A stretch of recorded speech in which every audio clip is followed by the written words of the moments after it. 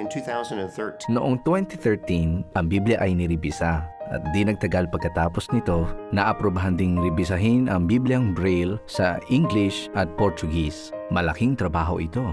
We were having problems with the page. Problema namin ng mga pahinang napupunit o humihiwalay mula sa Biblia.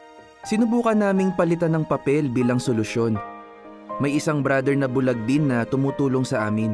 Sinubukan namin gamitin ang bagong papel sa makina. Tapos, dinadala namin agad ito sa brother. Sasabihin niya sa amin kung may dapat ba kaming i-adjust o kung nababasa ba ang pahina. Mga 25 uri ng papel ang sinubukan naming gamitin. Tapos naisip namin na ang dapat baguhin ay ang pagbabind sa aklat.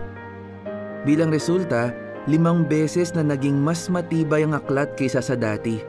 At kayang suportahan ng isang pahina ang bigat ng buong aklat. By holding just one page. Sa Literature Production Office, tinatanggap ang mga request para sa Bibliang Braille. Ipinapasok ito sa computer, tapos ang mga request na ito ay i-check. Titiyakin din na may mga supply na kailangan sa paggawa nito. Manggagaling sa office ang bilang ng mga order, kung gaano karaming kopya ang kailangan at kung anong tomo ang gagawin. Ang mga Bibliang Braille ay ginagawa sa Braille production floor sa Wallkill. Sa dulo ng makina, may rolyo ng papel na ginagamit sa paggawa ng Braille. Tinitiyak namin na maayos ang rolyo bago ito ipasok sa makina. Tapos, paglabas nito sa makina, may Braille na ito sa magkabilang bahagi nito. Puputulin naman ito at bubutasan. Iipunin namin ito para siguraduhin na maayos ang lahat. Ibabind ito, i-rivet ang bawat seksyon sa binder kung saan nakasulat ang tomo, i-inspeksyonin, ilalagay sa kahon, at ipapadala sa nag-request nito.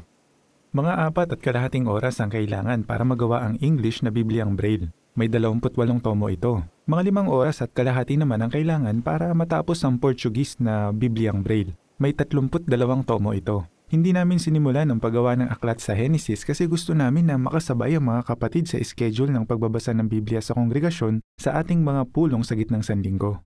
Pagkatanggap ng mga file para sa bawat tomo, gagawin agad ito para maipadala sa mga kapatid. brothers and sisters. Para sa akin, mas mahalaga na mabasa ang salita ng Diyos kaysa basta mapakinggan lang. Kahit bulag ako, nababasa ko ang Biblia gamit ang Braille.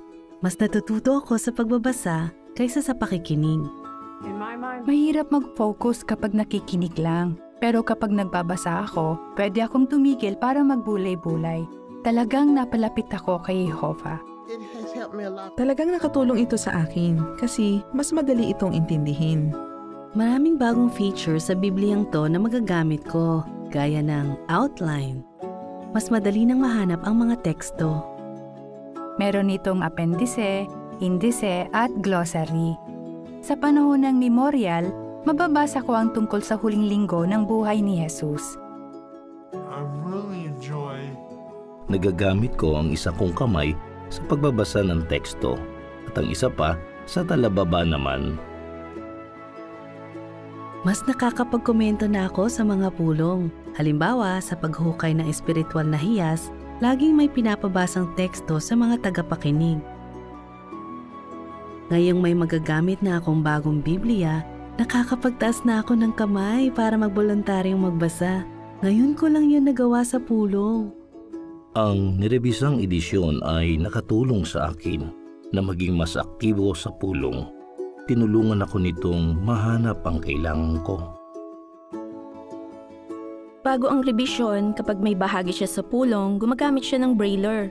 Pinapadikta niya sa akin ang mga pangungusap para ma-type niya ang lahat ng impormasyong kailangan niya. Ngayon, di na to kailangan kasi may Biblia na siya na kapareho ng Biblia ng mga kapatid. Dahil malaki ito, isang tomo lang ang nagagamit ko sa bahay-bahay.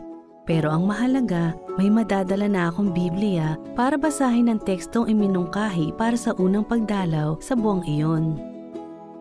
Malaking tulong na nababasa ko ang kasulatan at personal na napag-aaralan. Salamat sa lahat ng pagsisikap ng mga kapatid natin sa Wallkill. Salamat sa lahat ng pagsisikap nila kahit napakalaking trabaho nito. Nagmamalasakit ang organisasyon ni Jehovah sa lahat. Maraming salamat sa Bibliang Braille para sa mga bulag. Naging mas malapit ako kay Jehovah kasi nababasa at napag-aaralan ko ang kanyang salita. Talagang napahalagahan ko ang Bibliang ito. Sagot ito ni Jehovah sa panalangin ko. Inilaan ito ni Jehovah kasi gusto ko itong basahin.